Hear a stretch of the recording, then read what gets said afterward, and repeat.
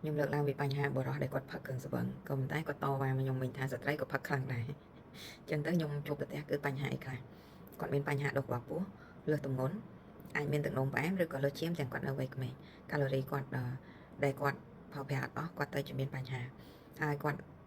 ចាស់ទាំងនៅវ័យក្មេងពេលដែលគាត់ពិនិត្យសុខភាពរាងកាយទៅ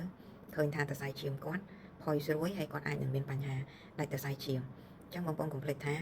យើងទៅ30-40ឆ្នាំមកប៉ុន្តែនៅពេលដែលយើងពិនិត្យរាងកាយ scan ពិនិត្យរាងកាយទៅយើងឃើញថាយើងហ្នឹងបាក់ប្រែនឹង50ជាងអញ្ចឹងហេតុផលអីគឺសួរនាំទៅអត់មានរឿងអីទេតែផឹកដកផឹកអត់បានទេ